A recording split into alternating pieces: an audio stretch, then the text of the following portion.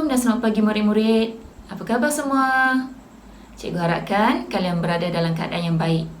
Okey, baiklah murid-murid. Hari ini murid-murid akan bersama Cikgu Yati Nawawi untuk belajar mata pelajaran Bahasa Melayu.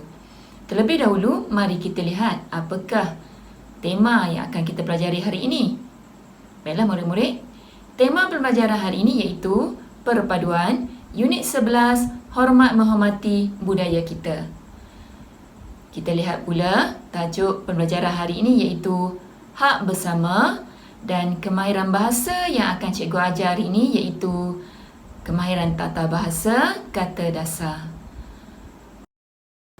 Murid-murid, mari kita perhatikan standard kandungan yang akan kita pelajari hari ini. Standard kandungan yang akan kita pelajari hari ini iaitu 5.2, memahami dan menggunakan pembentukan kata mengikut konteks.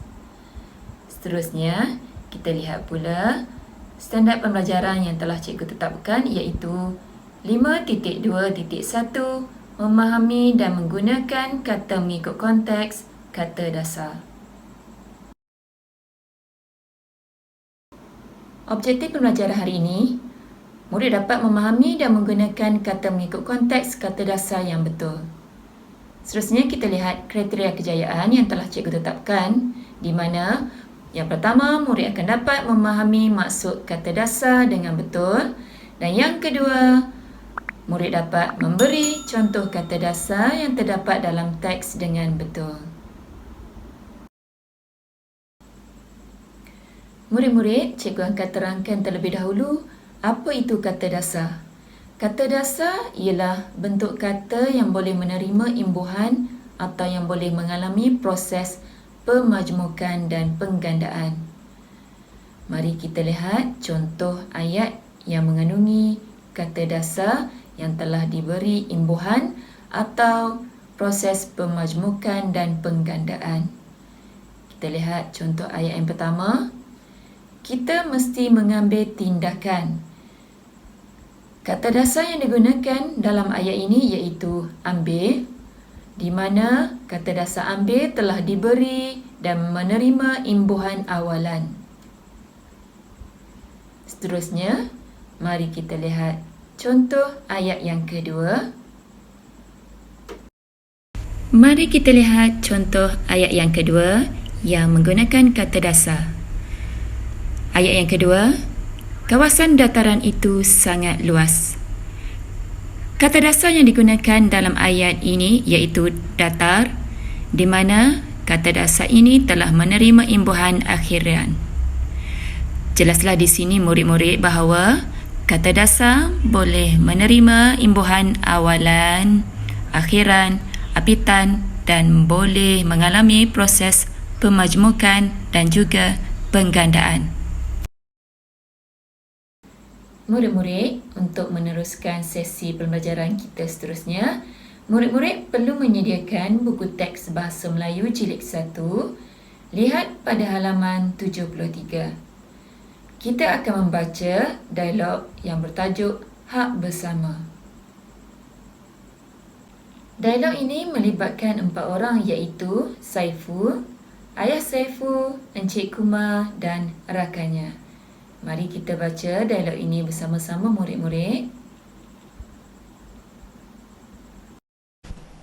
Saiful, bukankah kamu hendak bermain di taman permainan?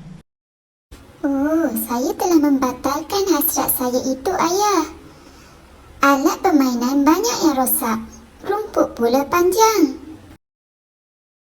Murid-murid, mari kita perhatikan apakah kata dasar yang terdapat dalam dialog ini. Kata dasar yang terdapat dalam dialog ini iaitu yang pertama, alat, yang kedua, rosak dan yang ketiga, panjang.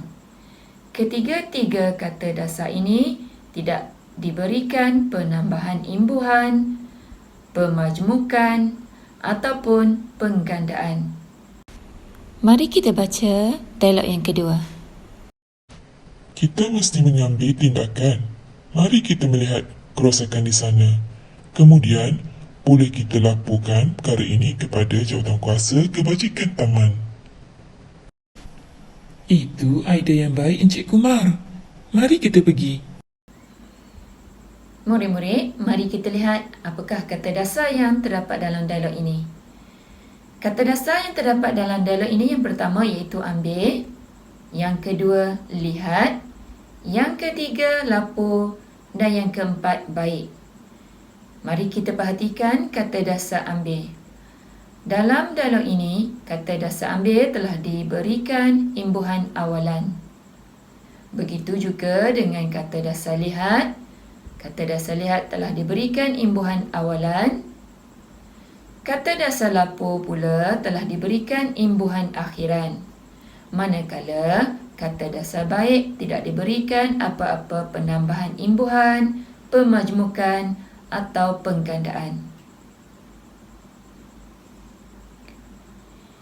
Baiklah murid-murid, cikgu ada menyediakan beberapa tugasan.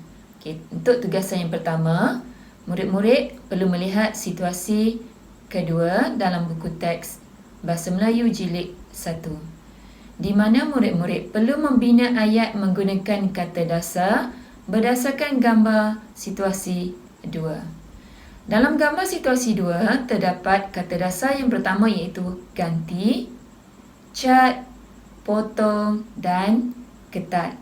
Murid-murid perlu membina ayat menggunakan kata dasar yang diberi.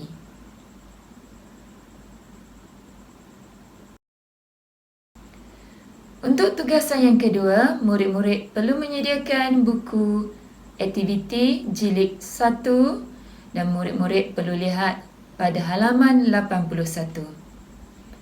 Untuk mendapatkan arahan menyelesaikan tugasan yang kedua ini, murid-murid bolehlah ke ruangan deskripsi bagi mendapatkan maklumat lanjut. Murid-murid, cikgu harapkan semoga penerangan cikgu tadi dapat difahami oleh semua. Semoga dengan menonton video ini, murid-murid akan lebih faham tentang kata dasar. Sebelum cikgu mengundur diri, cikgu harap murid-murid jangan lupa tekan butang like, subscribe dan tekan butang loceng supaya murid-murid tidak ketinggalan video-video terkini yang cikgu hasilkan.